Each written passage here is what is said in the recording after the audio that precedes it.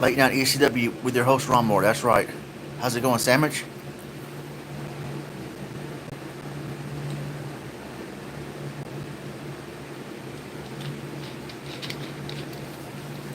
Anybody that is searching for ECW on YouTube is gonna stumble across this stream thinking, "Man, this ain't no ECW channel or wrestling footage. What the heck is going on?" Oh, you at the job? Okay, cool.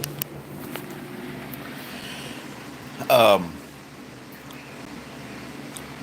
so this is my last stream. It is Dakota. How's it going? This is my last stream until I go back to Mexico.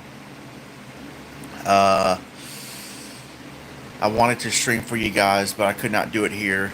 My mom has no internet. My computer was messing up anyway. It took a few days, almost pretty much all week, to get it, figure out what was wrong with it. But I will fly back to Mexico Wednesday morning. I might be able to do a chill stream Wednesday night. If not, then Thursday night, most likely for sure. Um, it'll be a different type of chill stream. It'll be with game footage, most likely Fatal Fury. Um, so tomorrow I'll be leaving my hometown and staying at a friend's house out of town, which is closer to the airport. And so I'll be staying the night with him. And then Wednesday morning he drops me off at the airport, and then I'll be back in Mexico, back at home with my wife around 7 or 8 p.m. Central Time. So yeah, I enjoy doing these little chill streams with you guys on mobile, because I wish I could have streamed video games for you guys. I had a good lineup of games I wanted to do all week at the end of the day, but unfortunately that did not happen. But oh well. I still had a great time here in my hometown this week. It was good to be back home and to visit everybody. Might not come back till October, which will be my birthday. I'll be back in my hometown hopefully around October, around that time. It'll be cool.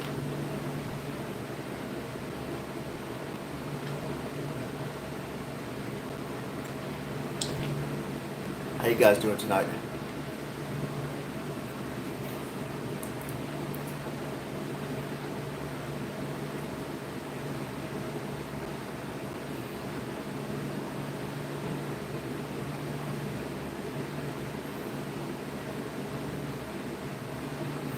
I really don't want to, well, I shouldn't say this, but I don't want to go back to Mexico only because I miss my home and I want to stay here, but I got a life right now in Mexico. That's good to hear, Dakota.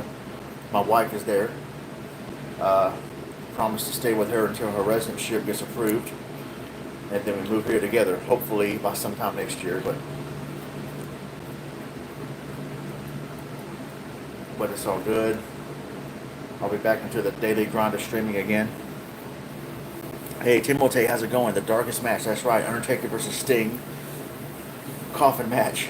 Who remembers that graveyard match with the Demon Del Toro and Vampiro and WCW? That was terrible.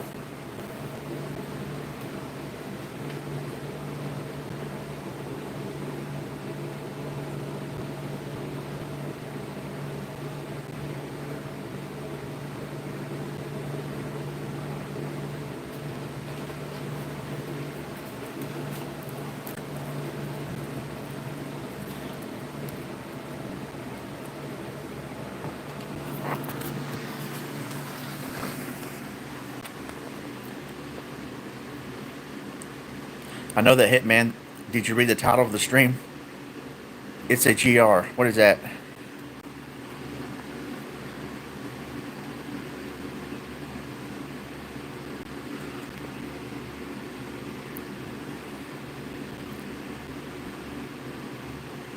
Yes, it is a good sacrifice. It's worth it.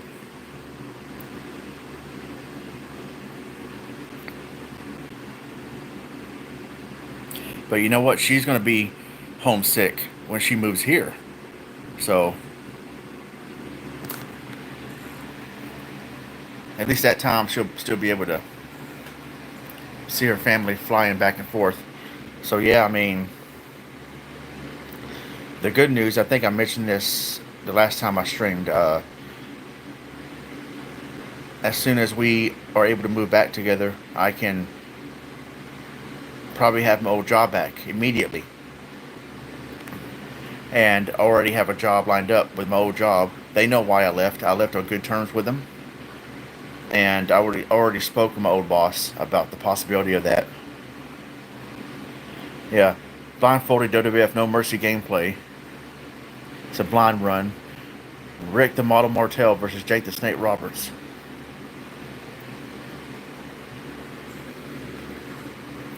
I don't know how long I'll stream tonight, if I even go an hour or whatever. I just wanted to do one last stream for the road. Tonight, here was my plan all week. I think I mentioned this in the previous streams. Let's see if I can remember off the top of my head. My original plan all week for gameplay, for streaming, Mega Man 2 Monday night, Tuesday night ECW Hardcore Revolution chill stream, Wednesday night Revenge, Thursday night was going to probably be Street Fighter 2 Anniversary Collection for PS2. Yeah, she does, and I miss her too. Friday night was supposed to be,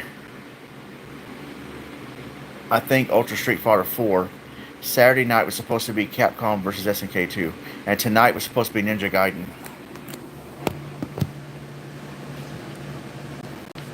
I don't always like to give away when I'm going to stream, though. Like, from now on, I'm not going to schedule anything that puts less pressure on me, and plus, I kind of like to surprise people. So if people ask me, what are you going to stream next week? I might or might not tell, because I kind of like to surprise people. And then when I stream, oh, nice, you're streaming this? All right.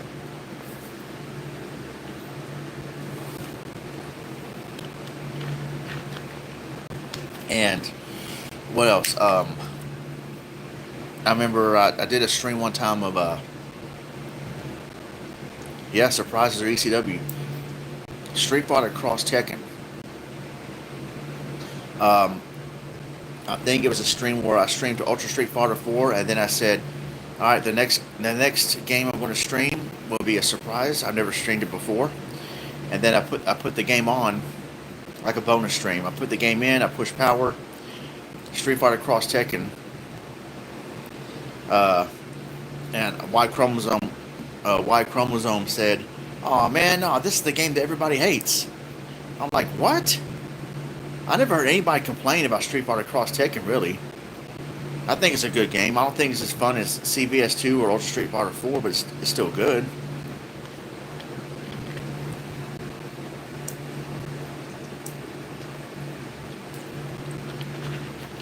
There's a fan-made game of Street Fighter Cross Mega Man, I think. I never played that.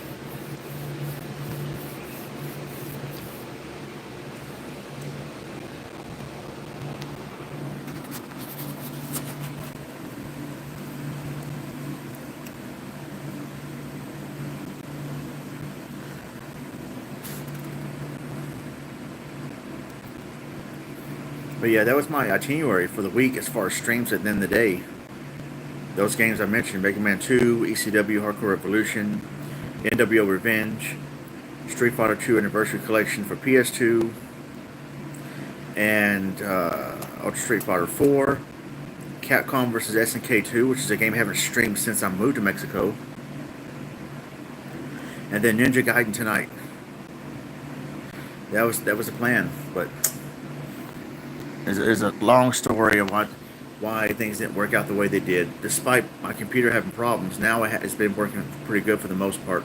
But my mom does not have internet, but my neighbor right across the hall, which is just right there across the breezeway rather, my mom's friend, she gave me the login to her Wi-Fi and said I can use her Wi-Fi when I'm down here. And it didn't really work. I mean, I can surf the internet sometime, but as far as streaming in a consistent way, it just doesn't work because even though the Wi-Fi can still reach across the breezeway to my mom's apartment, I'm still not that close to the router. And either that, or plus I don't have the Ethernet cable to hook up, my computer to her router. And also, I don't know if her internet is fast enough for streaming. I don't know, but Yeah, it's kind of a bummer, but whatever. It was kind of that's why I promised before I left Mexico. I said I'm gonna try to stream for you guys when I'm at home in my hometown, but I can't promise anything. That's a good thing I didn't promise a schedule on this thing. I was actually streaming Revenge for a few minutes, but then the computer froze and crashed again. I was like, well, that's not gonna work.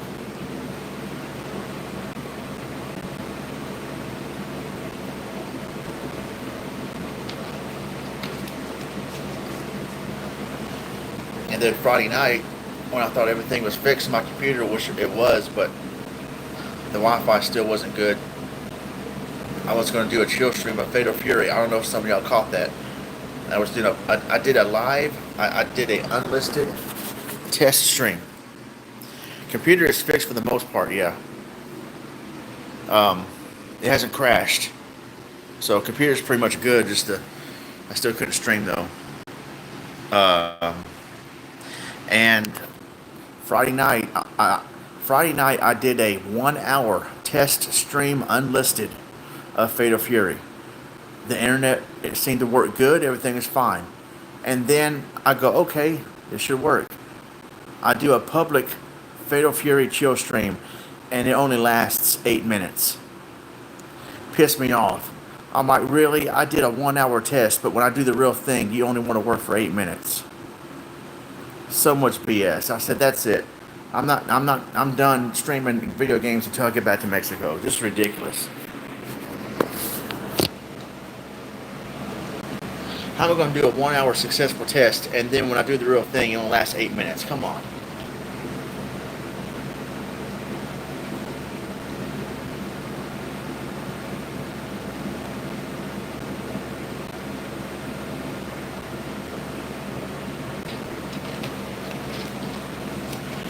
Press line, how's it going?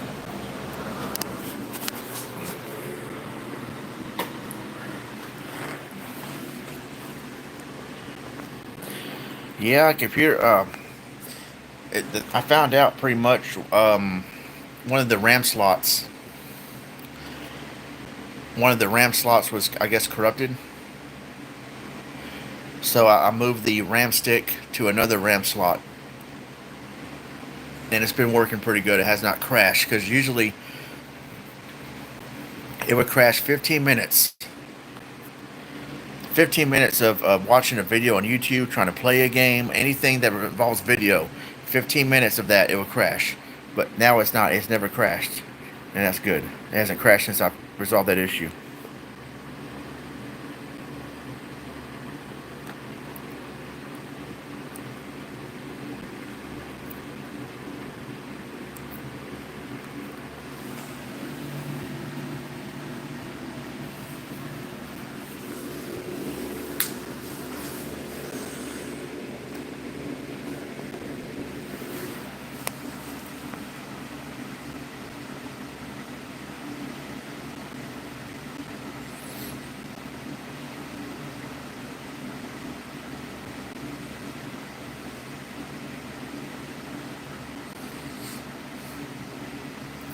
I've been enjoying sleeping with this box fan because my wife does not like to sleep with a fan. So when I get back to Mexico, that's going to be the end of that. I try to talk her into it. She will not do it. She cannot sleep with the fan on. And I can sleep with one on, but it's not as relaxing and smooth and soothing without it. I mean, we have like in Mexico we have a air conditioner in our room, little a unit that's on a wall, not window unit, but a wall unit, I guess you call it. Uh, and then my computer fan, I can hear my computer fan. Well, there's three fans in that computer in Mexico. Three fans, I believe, and it kind of helps, but it's not the same. You know what I mean? It's not like this box fan I got in here. It's just so comfortable sleeping with the fan on, and I don't have it pointed toward me. If I don't need it, it's pointed away from me. But man, if the sound, like I'm one of those people that get, I sleep best with white noise. I've tried alternative things like on YouTube, this 10-hour videos of the sound of the ocean, um, airplane sounds. When you're flying on the airplane, you can hear the jets or whatever. Uh, Fans, 10-hour videos of fans blowing. For some reason, it's just not the same. It's just not the same to me. I guess I'm spoiled. Ever since I was a little boy, no, I've always dreamed of being an ECW. Now, when I was little, I just remember laying there, and I couldn't figure it out for the longest time until someone told me as I got older. Uh, it's something called white noise. But when I was a kid and I would hear the sound of the fan blowing, it was so soothing. It just helped me to relax, and I could just lay there, and then eventually doze off. Um, and when I was a kid, whenever I would hear the air conditioner come on, after a while the air conditioner would go off, and that would bother me. I'm thinking, no, what the heck, stay on. I like that sound. And years later, I told someone, I don't know why, but I like to sleep with the fan on. Why does that come from me? What does that mean? And then they explained to me what white noise was. I heard the movie White Noise, but I didn't understand that. I never seen the movie. And she told me, oh, it's called white noise. You have to sleep with like just a constant sound, relaxing sound, whether it be, I don't know, the ocean, anything can be a white noise to you. Pretty much. I mean, well, like the episode of the Oblongs. I don't know if y'all watched the Oblongs. That was a funny cartoon. It should have been around a lot longer than one season. But there was this episode where he couldn't sleep. Milo could not sleep anymore because every single night, for as long as he's been alive, his parents would have sex in the other room. He was so used to hearing like the bed or the creaking or the wall, the headboard banging against the wall, and he was so used to that sound that it helped him sleep over the years. But then the couple had problems, and they were not having sex for a while, and so he had trouble sleeping because he couldn't hear that white noise anymore. He couldn't hear them making noise anymore. The headboard banging against the wall, like you hear it, and the creaking of the bed or whatever. He could not sleep anymore because that noise he was so used to hearing is gone. So he couldn't sleep, and that was funny. So yeah, I tried falling asleep, but like the ocean noises with the phone next to my bed, it's not the same. I need to have the real thing in my room, or videos of the fans blowing for like 10 hours. Make sure you get at least 8 hours of sleep in. Artificial sound of the fan, or maybe it's the real sound of fans blowing, but in the form of a YouTube video. It wasn't the same. It was not the same. I don't know why. It just wasn't. And sometimes if the Wi-Fi, the internet goes out, well then that's going to wake you up because the white noise just ended abruptly. I remember I lived in this apartment complex where the wiring was real bad. The electricity, the lights flickered kind of often, and so whenever I would try to sleep with a fan on, the fan would the white noise would be loud and then lower, louder and then lower because it was inconsistent sometimes. That was annoying. I couldn't sleep. Like the white noise has to be consistent. The fan has to be on one consistent speed all night, not just high and then low and then high again. That was annoying. And it caused me to have a dream of me wrestling. I was wrestling in this crowd. As soon as I did a move, the crowd goes, oh. I do something else, so it was like the crowd loud and then a dull roar, louder and then a dull roar. And I woke up and I realized it was my fan going. That was kind of a cool dream, but I couldn't sleep good because of the inconsistent white noise. So this is my last night enjoying, because I don't think my friend has a fan in his house or whatever, no big deal, but I enjoyed sleeping here. My mom let me sleep in her room. She likes to really sleep in the recliner. It's more comfortable for her to be in a recliner. So she let me sleep in her room all week with the box fan that I had before I moved. My box fan's still over here, and she let me sleep in here. I was able to sleep with the fan on all week long. So this is the last night I get to enjoy that because my wife does not like sleep with the fan on. So I gotten used to that in Mexico, but man, it's I really missed sleeping with the fan on.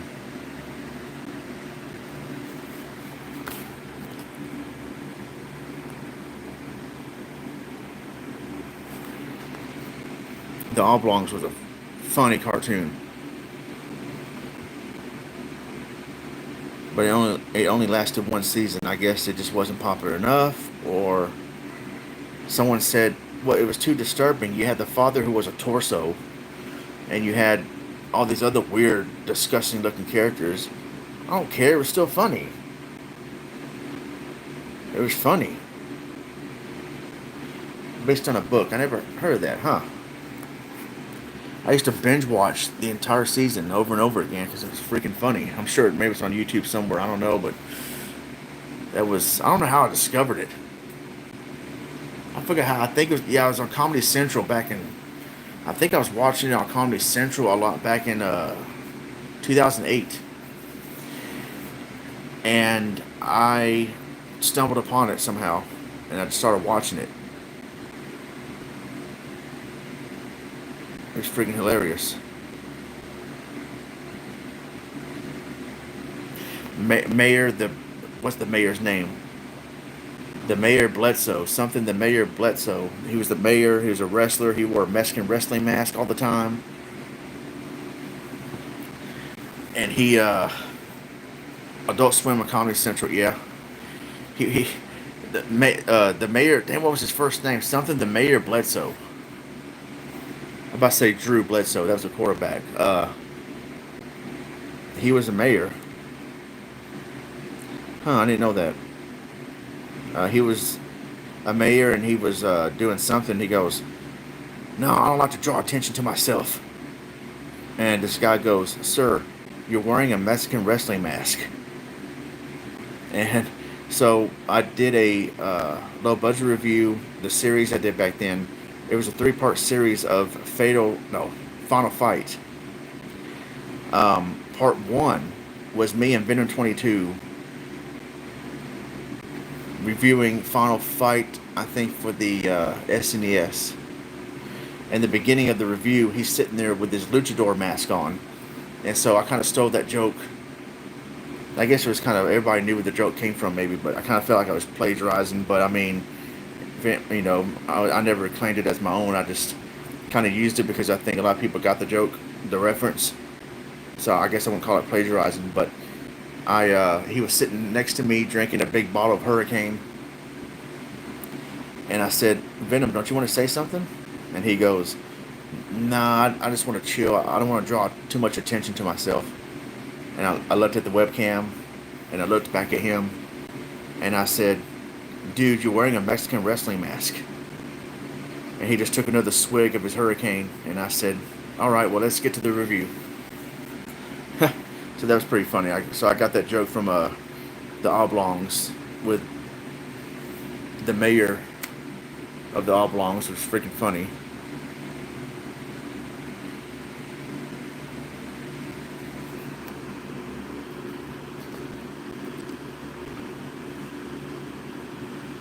Oblongs is very underrated.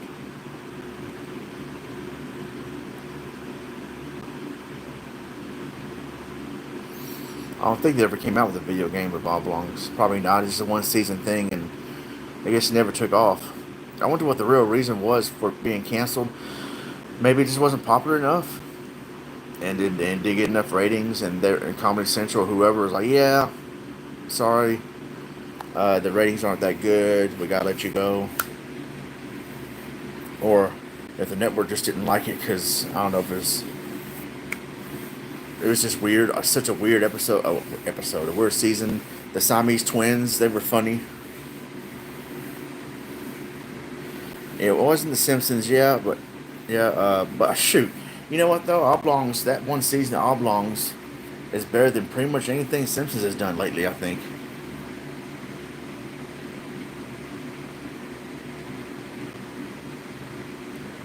I mean, I watched the season. I think after season, I forgot. I'm trying to think. Omega Ace Gaming said something about this too. After season 6 or 8, Simpsons went downhill. I haven't seen every season of The Simpsons, but I've seen some in recent years. It wasn't. It's not funny anymore to me, and I'm like, how are The Simpsons still around? I guess it's still somehow popular enough. Man, you know what they should have done? They should have made the movie the finale of it all. The movie should have been the finale, and then go out like that. I thought the movie was okay. I give it a 7 out of 10. But the movie, I mean, it wasn't bad at all. But uh, The Simpsons does have name value, no doubt. I mean, it's one of the funniest cartoons ever watched. But I remember way back in 2011 or 2012, The Simpsons are over now. I thought they were still around. I never heard of this. Was they canceled, or did they go out on their own accord? Um, 2012, I saw on Facebook, The Simpsons Facebook page. It was another episode where Marge and Homer are having marital problems again. They went out. Okay, I didn't know about that. There was another episode where Homer and Marge are having marital problems to where it looked like they were going to get a divorce again, or they were going to split up again.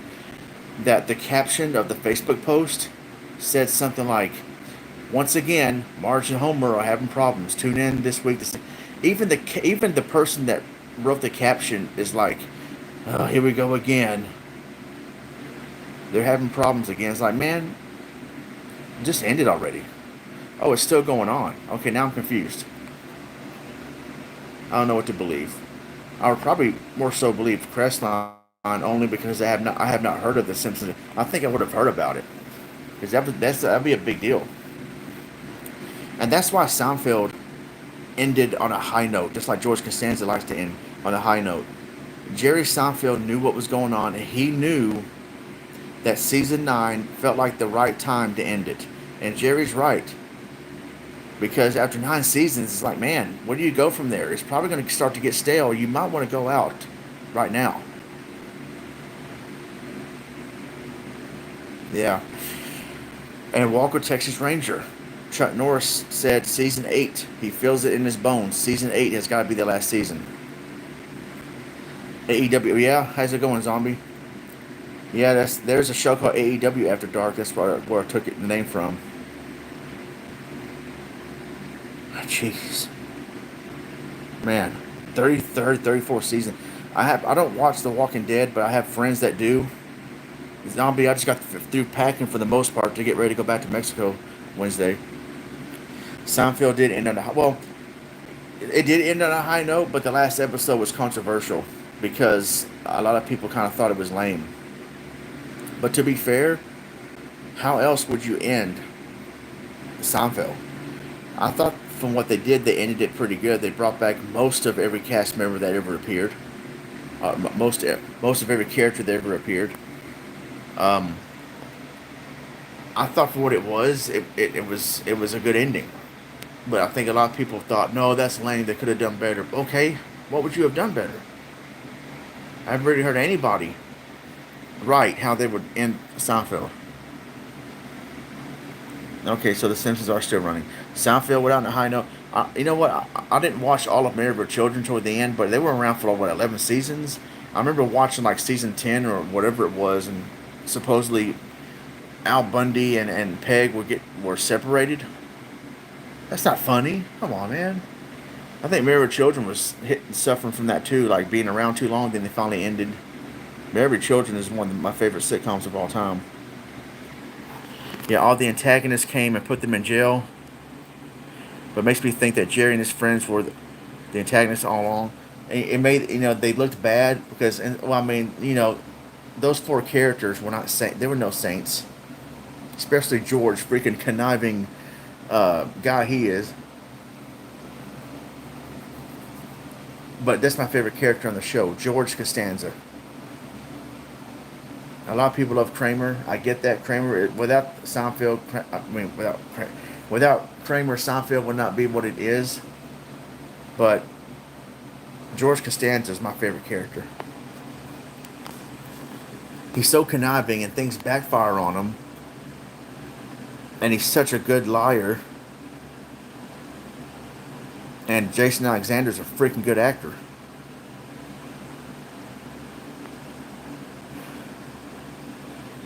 Yeah, he was definitely not a saint. Who remembers the episode The Doorman? Oh, I'm the uneducated doorman. I get it. You think you're better than me? Because I'm the uneducated doorman.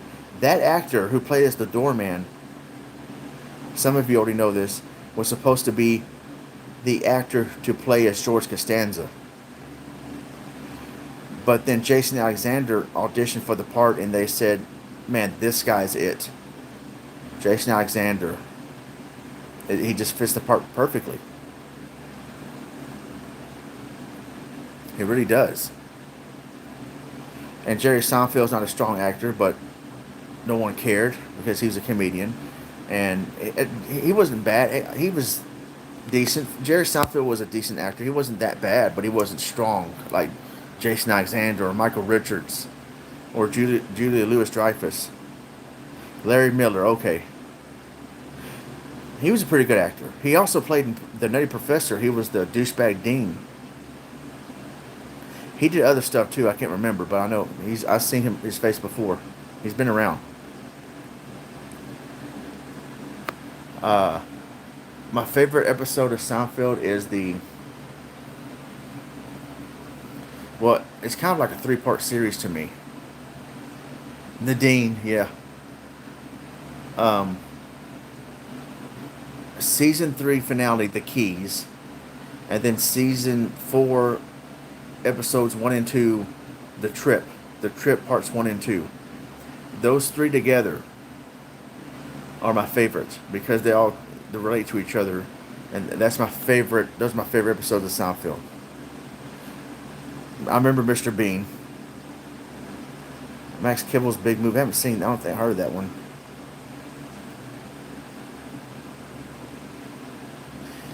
Uh, I mean, he would have been a good George Costanza, Larry Miller, but he's not. But Jason Alexander nailed it. I mean, who better would have? Who better? Who better than Canyon? No, who better than Jason Alexander to do that?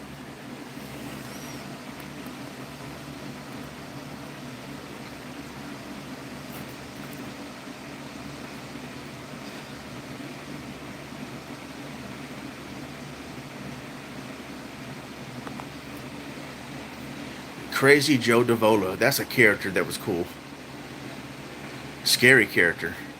Crazy Joe Davola. He that actor played in the episode of Walker Texas Ranger.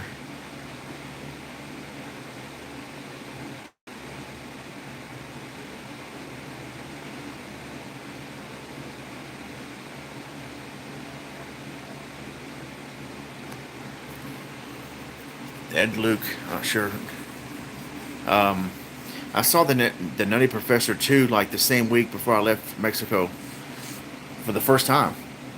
I never seen the Nutty Professor 2. I thought it was pretty good, but it wasn't. The first one just better a little bit. Uh, but what happened to? They never really explained what happened with Sherman Klump and Carla Purdy, or whatever her name was, his girlfriend from the first movie, Miss Purdy. Miss Purdy. She was just gone. Then they had Janet Jackson play as his character to be someone he was going to end up marrying. I'm like, well, what the heck? I thought it was Janet Jackson playing the character of Miss Purdy because the original actor could not come back for that role. But no, it's a different character. I'm like, man, I like the love story of the first movie. They ended well. Then all of a sudden, oh, she's gone now, and she was kind of mentioned, but that was it. No reason why. What happened? No reason why they broke up. I hate that.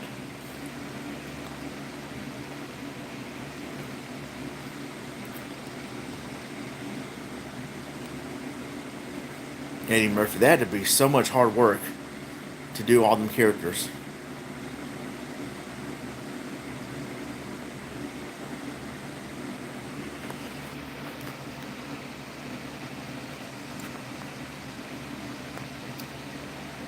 I never saw the original Nutty Professor. I never saw that in the 70s and whenever it came out with Jerry Lewis. Never seen that one. I didn't even know it was a remake until sometime after the Eddie Murphy movie came out.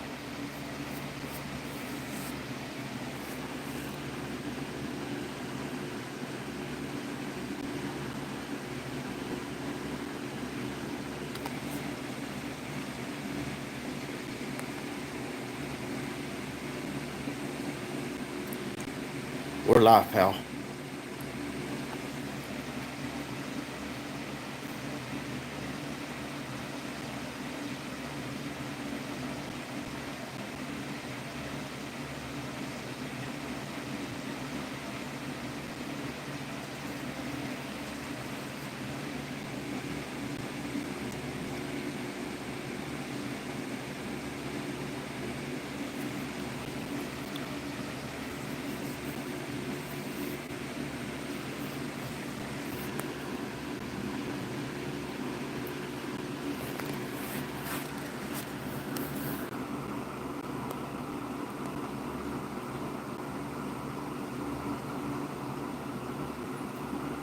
Well, hey, Nightbot, how's it going? Risa, how's it going? Welcome to the stream.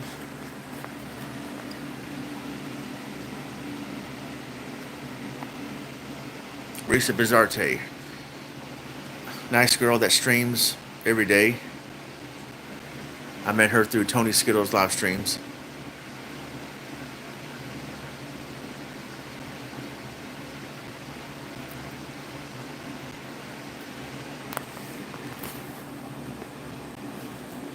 I am live from a void.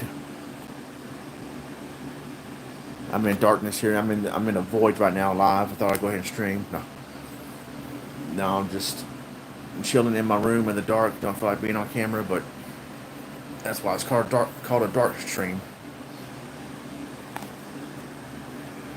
So yeah, I had fun here all week in my hometown.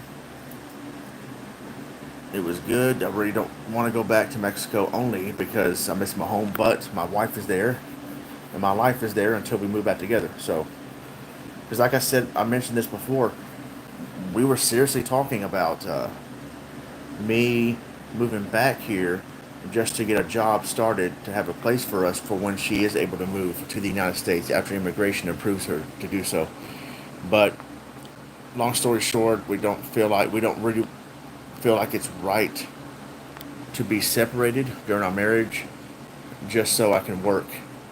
It's a noble idea, but still not right. And decided to stay together in Mexico the whole time. So, and but like I said, someone helped me come up with the idea. Someone gave me the idea to find a job in advance to where they would agree to hire me on, and especially my old job, they could hire me back and pay me about the same amount that I was getting paid, and they can confirm with immigration that I will have that job waiting for me when I come back, so that I will provide for my wife. And you might think, why do they care if you provide for her or not? That's none of their business. Well, they don't want an immigrant to.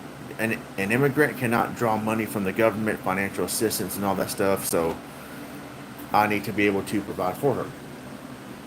That's why. Because at first, when someone told me that, like at first they said, well, this immigration, it is a process, which I figured. But he said, it might come a time where it might be where you might not make enough money, quote unquote, in their eyes. Like you don't have to make you have to be rich, but like if you're not making at least 20 to 25,000 a year or something like that, you if you don't make enough money, he told me I would have to find a sponsor, and I'm like, what the heck is a sponsor? Like like my wife sponsored by Snickers candy. What do you mean? She has to be sponsored by a company to come into the country? What the heck are you talking about? What's a sponsor? NASCAR going to sponsor her, or like this movie sponsored by whatever company? What do you mean a sponsor? That's so stupid. And then I learned, and he explained to me, no, because you got. I researched it some more to understand it more, and he said he was telling me, yeah, just if you're not making enough money, you had to find somebody, not a company, but somebody to sponsor her. That person had to make an X amount of dollars a year to sponsor her to make sure she won't have to, because she can't draw money from the government or anything. They would be financially liable for her. So, but that's probably not even necessary. I mean, I had a job. That's the case I can make with immigration. I had a full time job with benefits, and I was making enough to provide for both of us. But I left that job to move to Mexico with her so that she won't be separated from her family for about 2 years while she undergoes this process to move to the United States. And when I come back, the job may agree to bring me back to work for them again. So, yeah, we have a plan, and we're just being patient with it. This immigration process is that a process, and we knew that going into this. They could take at most a year and a half to 2 years before they finally approve her rather.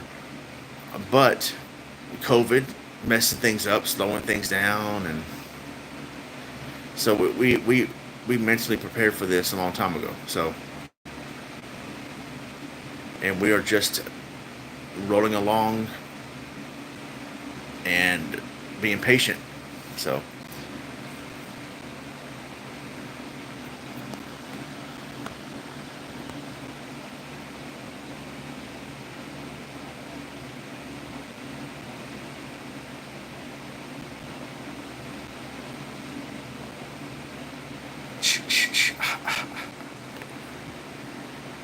ECCW. I'm doing a Y chromosome stream, except you can't see me. This is a John Cena stream.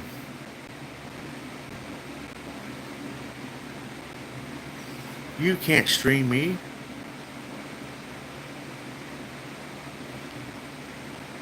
This dark stream. This is the best I've ever looked on stream. I have the face for dark streams.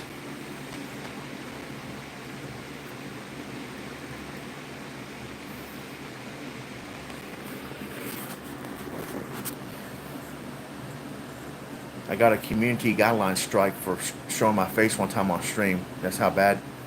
That's how bad I look. No, not really. But I did hear years ago. If you remember the Archfiend, I think he's still around. The Archfiend got a copyright strike or something on a video where he just sat there talking talking to the camera on his webcam or whatever. No background music, no copyrighted music. Well, thanks, Dakota. Yeah, I'd rather dark stream than no stream. He just sat there, kind of like what I'm doing right now. There's no music in the background except you can see his face, and he didn't somehow a copyright strike or something. And he's like, "Well, guys, my channel got a copyright strike off this last video I did, so I guess somebody owns the copyright to my face." That's so stupid.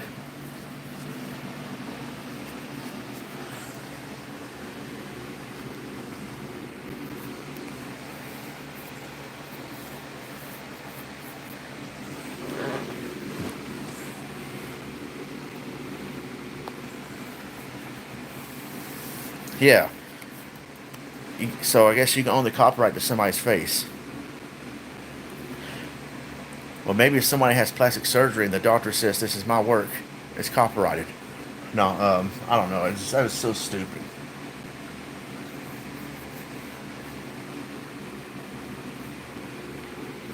I remember, and I understand it's I mean, the Dudley Boys name came from ECW. So I guess when they went to the WWE, the WWE somehow obtained the rights to the Dudley Boys name. Because when they went to TNA Impact, they cannot use Dudley Boys anymore. I think they had to be called Team 3D, which sounds so. I mean, it's that they did the best they could to come up with something. But a lot of wrestlers when they went to TNA, they did not have the copyright to use their old name or whatever. Most of them did not. That's why Billy Gunn couldn't be Billy Gunn. He was Kip Sop. It's his real name. I mean, and what else? I'm trying to think who else. Rikishi had to be called Junior Fatu, and There's other jokes. I've seen a lot of memes. Yeah, TNA felt like knockoff WWE. They could have been a good alternative. I think what these days are called, it's just called Impact Wrestling, or it's changed over the years, but at least it's not the laughing stock of a company it was a few years ago. Um, and what else? There's a bunch of memes I saw online of, like, for example, let's say the Undertaker. Well, I think this is AEW jokes too. Like, the Undertaker appeared in AEW or in TNA or Impact Wrestling. They would say the Mortician Mark Calloway is in the Impact Zone. The Mortician Mark Calloway, or is here in AEW, or he's All Elite, or in TNA, Borden Stevens. Borden Stevens is now in freaking TNA. I remember when Braden Walker, what was his name in TNA? Wildcat Chris Harris. He had to go by the name Braden Walker, and he didn't stay long in the ECW brand, that generic ECW watered down version. I just hate to see, man. I mean, it's all politics. It might be some of the wrestlers' fault too, but for whatever reason, I hate to see a wrestling character just not be used to its fullest potential. I mean, Raven had a good run in WCW, a decent run. It could have been better though. But I think Raven is kind of part of the problem. But at the same time, I don't know if Bischoff really utilized him as much as he could have. But of course, WCW dropped the ball with Jericho. Um,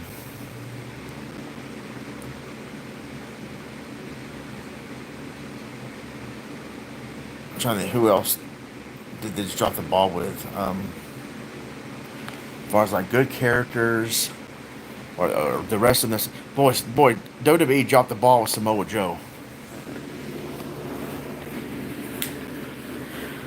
What the heck, man? They dropped the ball with Samoa Joe. He should have at least had one title reign.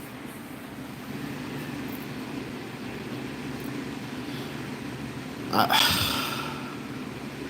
mean, NXT used Samoa Joe pretty good because Triple H, did good running that part of WWE. But Samoa Joe, I forgot why they did it, but I don't know where he's at now. I don't know if he's in AEW or he's going there, but man, I think he should.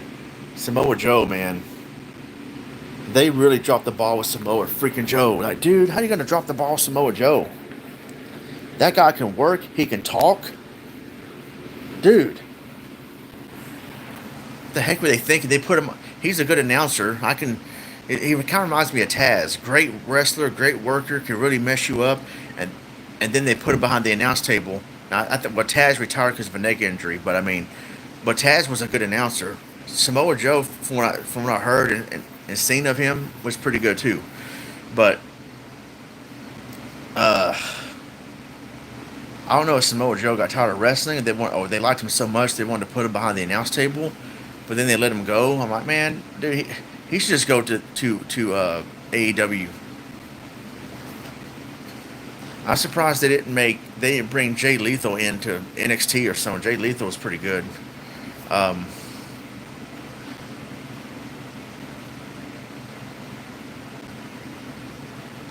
can't think of anybody else over the years who they dropped the ball with, as far as like someone that was misused or they could have been better than what they were. Um, they made Taz look stupid in WWE. They wouldn't let him be his ECW self. They had to give him I don't know, some other gimmick and making corny, stupid jokes on commentary and stuff. I mean, when he became a serious commentator, he was good.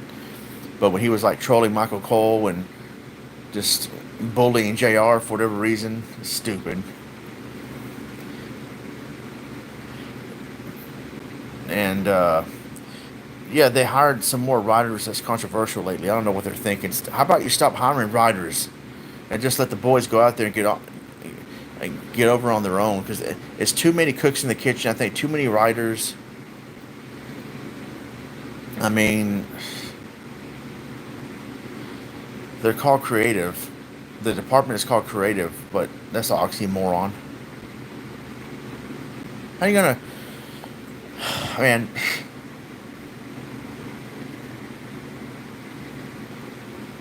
I would not want that job because I know it's his company, but Vince McMahon is going to overrule everything anyway. I mean, what's the point? Have Vince write everything if he's going to overrule everything all the time. But I mean, Vince Russo was not a good writer. Well, sometimes he could have been a good writer, but in the WWE, Vince McMahon was filtering out all of his ideas. But in WCW, there was no filter. That's why he was awful in WCW. Vince is 75 years old. I mean, it's like, dude, I understand your company. I've been hearing rumors that he may sell the company. And I'm like, man, and you would think Triple H and Stephanie would take over and do a better job. They probably would, but if Stephanie's hiring some writers that are not needed, I mean, who's really going to run the company, Stephanie or Triple H? I mean, I haven't watched NXT in a while, but I was glued to NXT from like I think 2014, 2016, and 2017, and then I watched glimpses of it in 2018, 2019. Man, that was good stuff.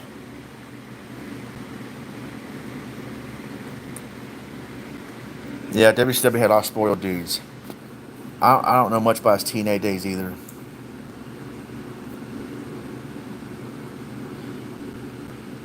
Now, you know who WWE dropped the ball with? Dr. Death, Steve Williams. That Brawl for All tournament was the biggest mistake in wrestling. I think that was a Russo idea too. And it's like, dude, back then, I'm not an MMA or boxer guy, so I didn't care for it. I'm like, I want to see wrestling. Hi, Love Lines, how's it going? I want to see wrestling. And Brawl for All was so stupid on a number of reasons. Number one, it was not our cup of tea. Number two, you're going to expose, these are shoot fights. You're exposing your guys. I mean, Dr. Death is a tough guy, but if he's going to get, if he's going to lose legit like that, I mean, we all know what happened with Bart Gunn. You're fighting Butterbean for crying out loud. Butterbean may not be a Mike Tyson, but he's still a professional boxer that can knock your head off. My goodness, man, that was one of the stiffest knockouts I've ever seen. I felt bad for Bart Gunn. That was the end of his career because of that. It ruined careers. It made Dr. Death look bad. It made Bart Gunn look bad. It made legit tough guys look bad. Um, could you imagine? Well, Steve Austin was too busy being the top guy, but could you imagine if Steve Austin entered that tournament and got knocked out? That would have been the end of Steve Austin's run. Horrible idea. Brawl for All. That's why they never had it again. I thought they didn't have it again because it was stupid. No one cared about it because everybody was booing, and they were like, "We want wrestling."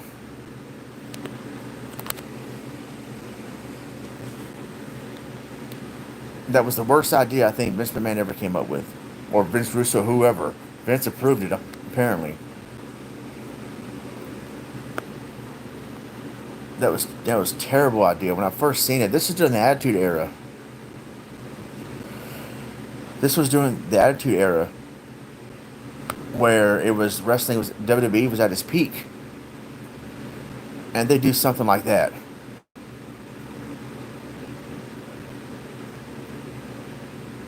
And another person that the WWE dropped the ball with, Vader. Good job, WWE. Really dropped the ball with Vader. They made Vader look stupid, weak. And Vader was a beast everywhere he went except WWE. So what does that tell you? That could tell you WWE, just for political reasons or whatever, they dropped the ball with him. Shawn Michaels pretty much, I guess, used his power to cause Vader to not get his push.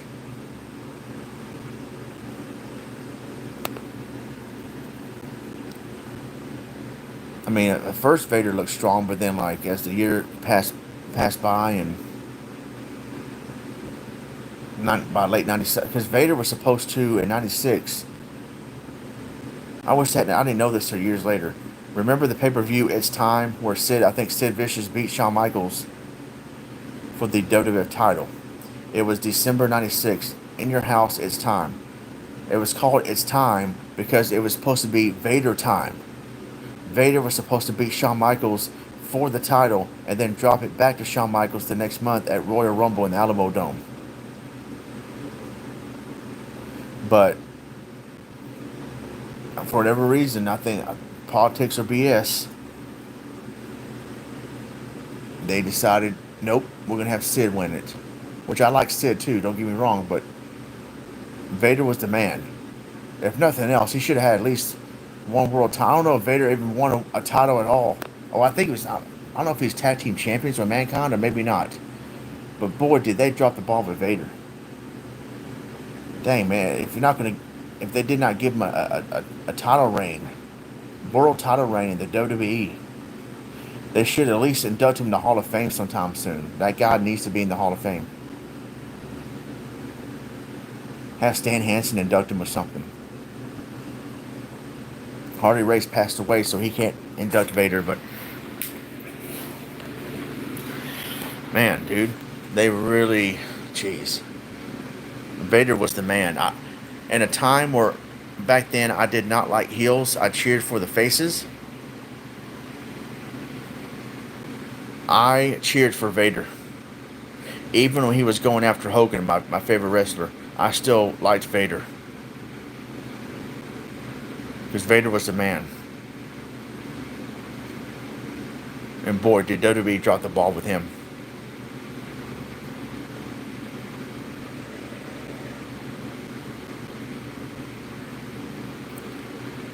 Really dropped the ball with him.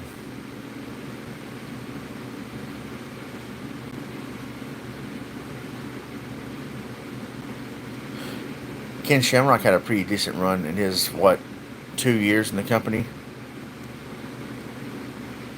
Steve Blackman could have been used better. Steve Blackman, that's a legit tough guy right there. That whooped Bradshaw pretty fast at lightning speed. I heard that story, and it was confirmed, I think, by Bruce Pritchard. And first of all, JBL has a reputation for bullying people. Why would you try to bully or mess with Steve Blackman? He had a reputation before that. Like, Steve Blackman will mess you up.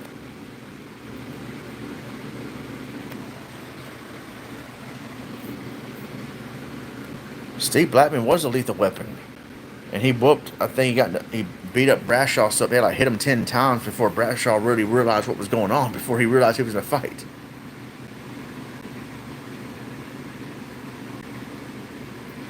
JBL, I got his autograph. He was pretty cordial with me, but I had heard he's a bully pretty much. He would bully Mauro Ranallo and anybody weaker than him. But if you stood up to him and fight back, or to show that you're not going to be messed with, he'll actually leave you alone, or probably actually end up being your friend. But we've heard a lot of stories of wrestlers that were bullied, and like Muhammad Hassan, that's another person they dropped the ball with. He was the scapegoat of the controversial character he was playing. He's doing pretty well for himself now. Last time I heard, he's a Mark Copani. He's actually Italian, not even Arabian. He's a principal of a high school, I think, somewhere. I heard of stories of Muhammad Hassan and how he kind of got mistreated too, backstage. Who's Stevie Williams? Dr. Death? Steve Williams? Or Stevie Richards? I'm not sure who you mean. And JBL beating up Blue Meanie the way he did. I mean, I know Blue Meanie might have been kind of running his mouth or whatever. I don't know what happened with him online exactly, but when JBL took liberties and started beating him up for real, Stevie Richards, yeah, at ECW One Night Stand, that was not cool. And Tracy Smothers, rest in peace, he was a legit tough guy. He called out Bradshaw on that, talking about, why don't you try that with me? So,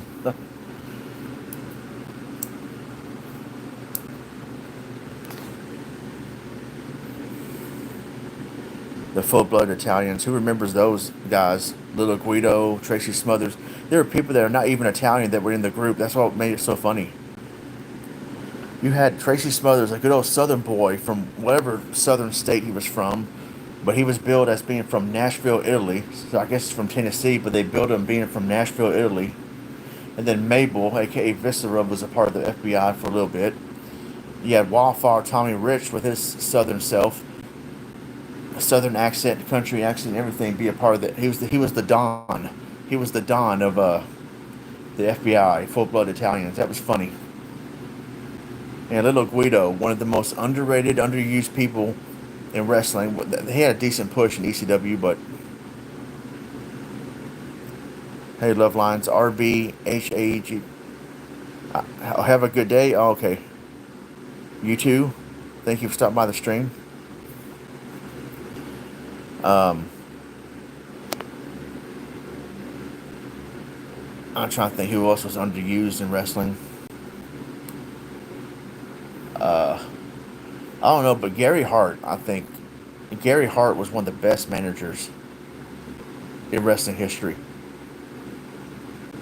Gary Hart, man, that guy. If you ever heard of Gary Hart, that dude, he's an old school manager from like probably late 70s, early 80s, and through the early part of the 90s, I think maybe. He managed the Great Muta, Terry Funk, the Great Kabuki, which is the Great Muta's dad. He managed King Kong Bundy, I think, in the early days of WCCW. He was a great talker, great manager. He managed Abdullah the Butcher.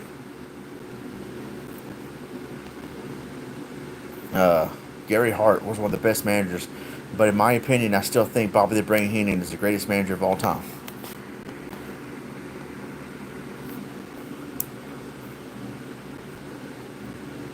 Bobby the Brain Heenan. Funny man, great manager, funny commentator, funny heel announcer. Him and Gorilla Monsoon. I love the bickering, the bickering back and forth with Bobby Heenan and Gorilla Monsoon. I love the bickering between Bobby Heenan and Tony Schiavone. Bobby Heenan and I think Vince McMahon as well.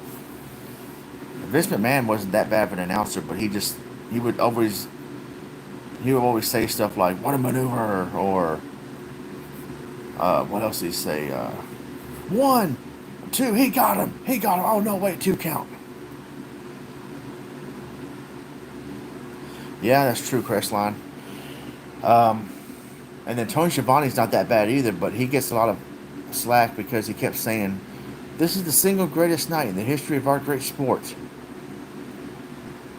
Stop saying that every night. Well, he didn't say it every night, but he said it too often to where it's like, wait, I thought this night was the single greatest. He kind of said it over too often. But Tony Schiavone, I think, was a great announcer. And everybody says JR is the greatest of all time. I would not argue that. But, I mean, you got other greats like Mauro Ranallo, Joey Styles. Mike Tenay was pretty good. Gorilla Monsoon, Bobby Heenan, Jerry the King Lawler, Taz. Michael Cole was much better back in the day. Maybe because Taz made him look good. Haku bit my nose off in a bar fight. Oh, so you're the one. Okay, how's it going, level 1?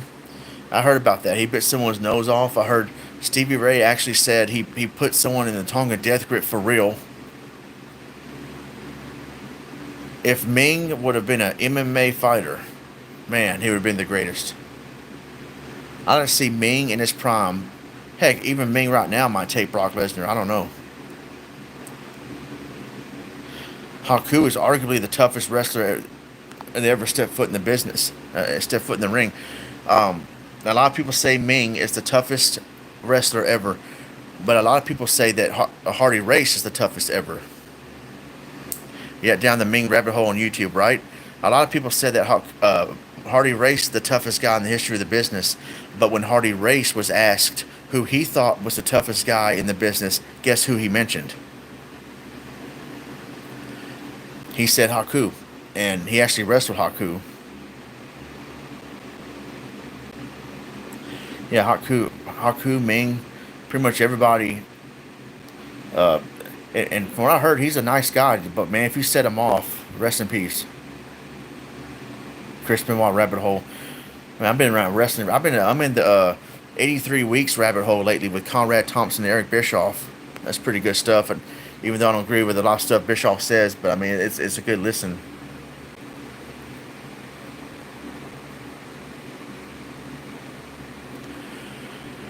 I mean, Ming, from what I heard, is that he's a real nice, chill guy. But man, if you mess with him or anybody he likes, you're done. I mean, I heard he got sprayed in the eyes with mace and still came after you. Like how?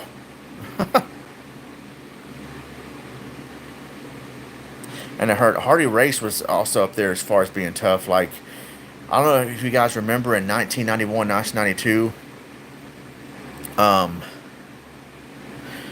was it WCW during the Jim Herd era? I think there was a guy named the World's Strongest Man, Bill Kashmir, or something like that. And I heard of a story. I forgot who told it. Uh, he was a real strong man, and then I don't know if he was bragging about being strong or what. But Hardy Race saw him in the airport and said, "So you think you're the strongest wrestler in the world? Why don't let's arm wrestle right now," or whatever they did. And they kind of arm wrestled the airport, and Hardy Race actually was stronger than him or beat him or whatever. And Bill Cashmire was like, "Man, you really are freaking strong." Like Hardy Race was known to be one of the no nonsense toughest guys. He used to manage Vader in WCW, and there was a story told by Bob Cook, who uh, Bob Cook was a jobber, if you will, or a talent enhancement talent, whatever, um, in WCW. And Bob Cook said that I loved Vader, but there's a lot of stories of him. I try not to believe everything I hear, but these are stories I've heard. Some of them I think are true about wrestlers, but Vader in particular was a bully. He can be a bully backstage, just like JBL or whoever. And one night, Vader got real drunk at a hotel. He went to someone's hotel room. I forgot. I think one of the jobbers' hotel room, Bob Cook or whoever, and was all drunk. And he just passed out on their bed, and they couldn't get his 400-pound ass off that bed. So they called Hardy Race, who was his manager and also someone who kind of kept an eye out on Vader in real life. And Hardy Race went up to the room, started slapping Vader in the head. "Get up! Get your ass up! I told you to stop this crap." "Oh, I'm sorry, Hardy. I'm sorry, Hardy. Get up! Get your ass up and get out of here! What are you doing? I told you to stop pulling this crap." And this Hardy Race is slapping him around, pulling his big 400-pound ass up off that bed.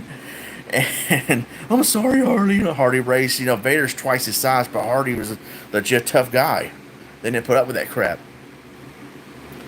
And the next day, Vader running around the locker room, "Who told Hardy on me? Who snitched on me?" And everybody's like, "I don't know who did that, man. I don't know." Oh, Nasty Boys. I never liked the Nasty Boys, but I never heard that story. A shark and a woman. I don't know about that, but I heard when they jumped Ken Shamrock. Ken Shamrock would whoop both of them at the same time if it was a fair fight. But the way he got attacked in the hotel room, and from Shamrock's account, they was harassing this woman. They were groping her or something, and Shamrock's like, "Hey man, knock it off." And then they got into a kind of altercation at a bar. Then later on, Shamrock tracked him down at their hotel room, and then he went in there. Brian Knobbs was laying on his bed face first, and then Jerry Sags hit him from behind with a telephone and basically almost killed Shamrock. And they were kind of bragging about it. And Shamrock saw Jerry Sags at the airport saying, "Come do something now, do something now." And Jerry Sags all frozen in fear. "Hey man, I'll call the police." And Shamrock's like, "Man, really? All these years you've been talking bad about me, and you want to threaten to call the police? Come on, man. Why don't you man up and fight? You ain't gonna attack. You can't attack me from behind now, can you?"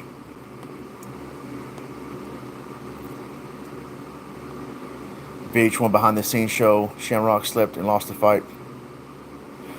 Uh, and Shamrock that's a legit tough guy. I mean, man, that guy. Uh, him and Steve Blackman. And like I said, I don't know who would want to mess with Steve Blackman. JBL, I guess, didn't know better. Steve Blackman was a lethal weapon for a reason. He didn't need a weapon. Dan Severn, that's a guy, man. That's another guy that I would like to see Dan Severn versus Brock Lesnar. Dan Severn in his prime.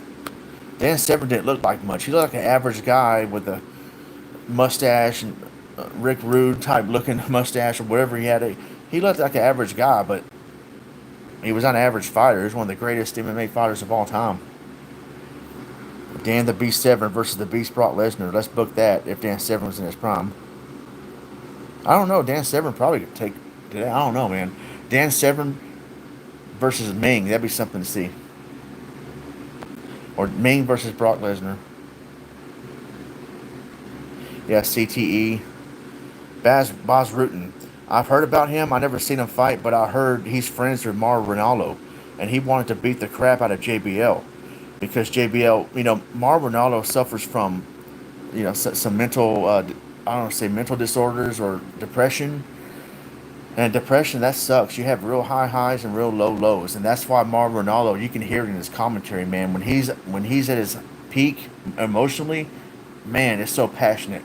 And Mauro Ranallo has a history of mental health issues, and JBL messing with him like he seems to do with a lot of people.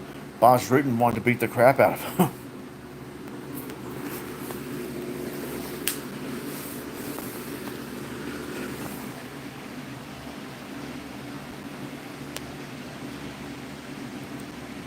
As far as wrestlers concerned, of who can actually beat Brock Lesnar in a legit fight, I would think in their prime, Taz or Kurt Angle could take Brock Lesnar maybe in a legit fight. I don't know. Kurt Angle, man, that legit tough guy too, tie into a pretzel. Bruce Pritchard told the story of how Eddie Guerrero messed up or something, a segment, and Kurt Angle and Eddie Guerrero got into it backstage and kind of tied Eddie Guerrero into a pretzel before people broke it up. And I think after that they were cool with each other. They apologized or whatever. But Bruce Pritchard was like, Eddie, what are you doing trying to fight Kurt Angle in a shoot fight? What were you thinking? Eddie's like, yeah, I know, I messed up. I don't know, what was I thinking, man? I don't know. Okay, that totally did not sound like Eddie Guerrero. That sounded more like, I don't know who the heck that was, but anyway.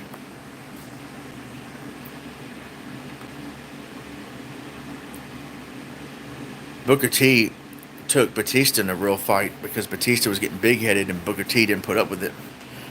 Batista's a tough guy too, but Booker T was from the streets. Oh, Hogan, we're coming for you. Have you heard the RVD pick a hand story? No, I have not.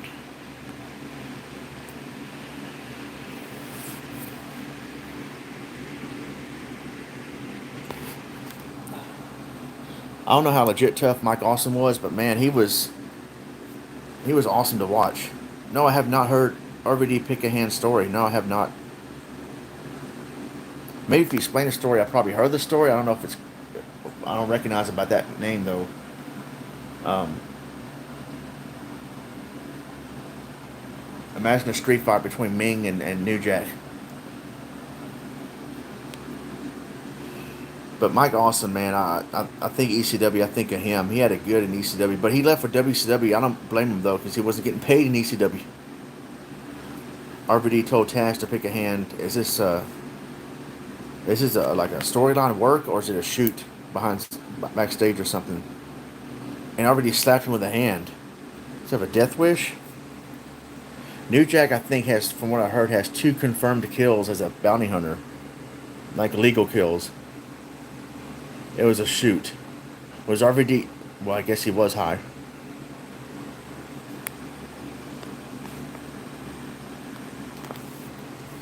I did not like Taz as a tough enough trainer. He went overboard, being too tough, and the way he would talk to. I guess he did it for show, but um, Taz tried too hard to be all tough and hard and tough enough. Like, dude, chill out.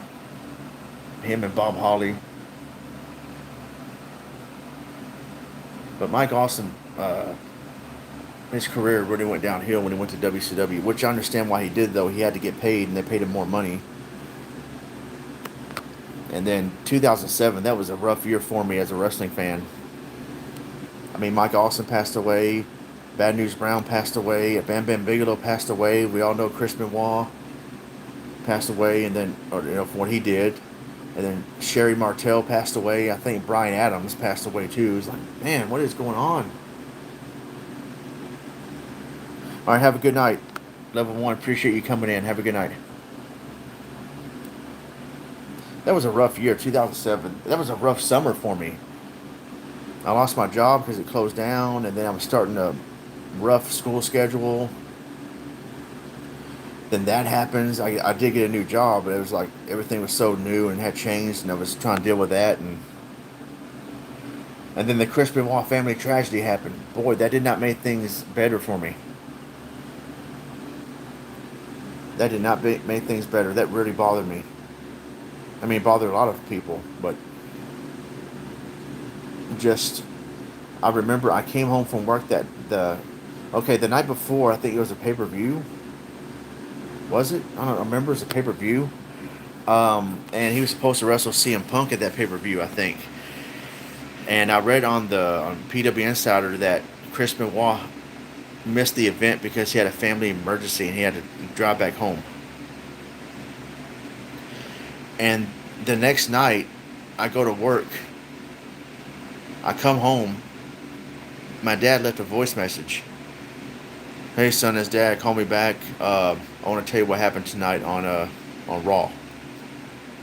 And my dad always has a monotone voice. He doesn't really talk with enthusiasm or anything. So I just figured something cool happened. Like, did Hulk Hogan return, make a special appearance, or what happened? Is someone new champion? What's going on? I called my dad expecting him to tell me something cool, and instead he tells me, yeah, Vince McMahon appeared in the middle of an empty ring, and he said that Chris Benoit was found dead, and his family was found dead in their home. What? I said, him and his family were found dead? In their home? And I thought someone had murdered them or something, and well, I think we all did. Until the next day, all the details came out. And that night, too, how embarrassing is that, by the way?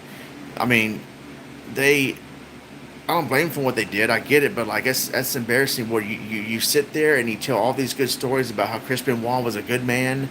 He was a good wrestler, no matter what he did. But he loved his family, blah blah blah. And then the next night, you find out he murdered his family. You know how bad those wrestlers looked saying those things about him, and then you find out he did that. And I followed that story closely. And more details emerged, how there were Bibles found next to their bodies, and then he hung himself. And which means he was cognitive enough to know what he did was wrong. And all these stories about, oh, well, his brain was so messed up, he had the brain of an 80-year-old Alzheimer's patient. I'm like, that part's hard to believe, because if you have a brain of an 80-year-old Alzheimer's patient, how can you go through airports and still perform on TV and wrestle? And I don't know. I'm not a neurologist or whatever you call it. So what do I know, right? Whatever. Even Vince McMahon was like, that don't sound right. But, man, that was, jeez, man. I know this is a dark stream, but I didn't mean for it to get that dark. But anyway, but yeah, I mean, it was rough. Yeah, CTE, no question. However, some stuff is hard to believe. Yeah, but yeah, that was a rough year. That part did not help. The good thing about that year, though, as the year ended, things started getting better. I was more used to my job and had an internship that went pretty good for the most part. And then I started my YouTube career doing videos and stuff, leading to 2008. And yeah, so 2007 was a roller coaster year.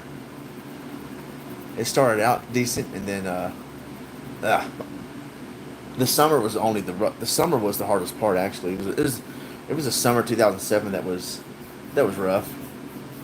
The rest of the year wasn't that bad. The 2007, that's the year I created this channel. That's the year I started actually doing videos, even though most of those videos are deleted by now because I was so ashamed of them.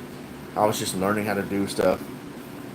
there are still some videos from 2007 on my channel. If you go to my channel, you go to videos and you filter from from the oldest, you see the oldest videos.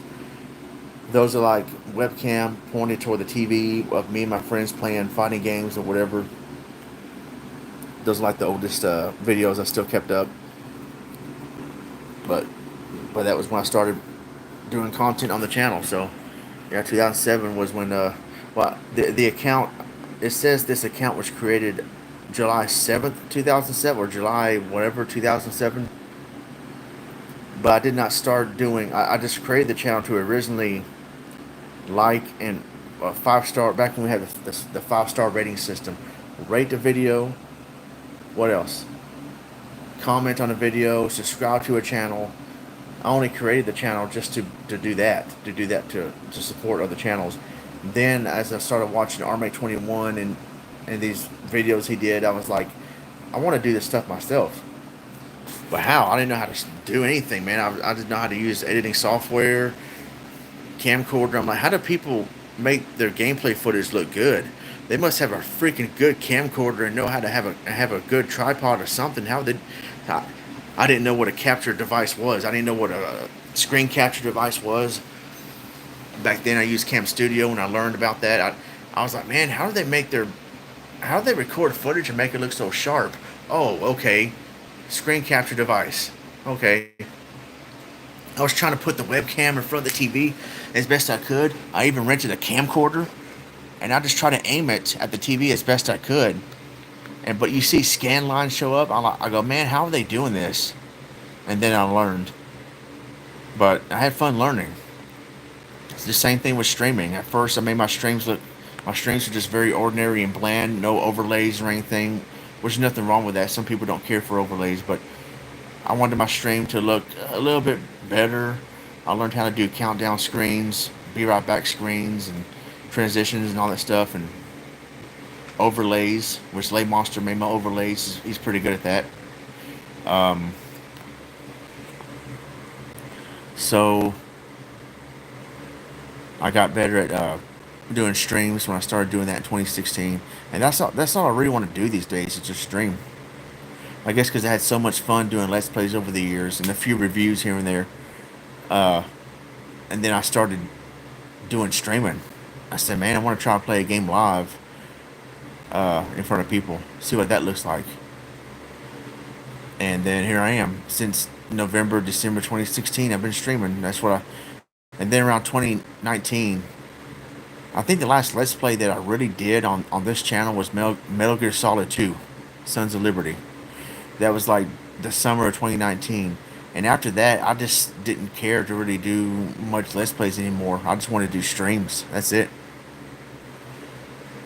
It's easier to do in some ways, not much editing. I mean, unless you're going to edit OBS and your overlays and stuff, but I mean, like, streaming in front of a live audience, chilling with them, it became more appealing to me, and I kind of stopped doing Let's Plays.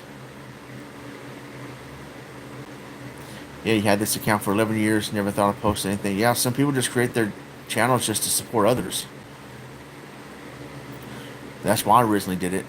That's why I have a Twitch. I used to stream on Twitch, but I'd stopped restreaming. But I still have a Twitch because I want to support others. I try to support others sometimes. I'll check out their Twitch stream and just drop by, say something, or hang out for a little bit. But yeah, YouTube is yeah, I just enjoy streaming now. I did Let's Plays for a long time. I'm not saying I would never do those again, but to me, streaming is where it's at. And yeah, so this September, man, it'll be 14 years. 14 years I've been doing content on YouTube.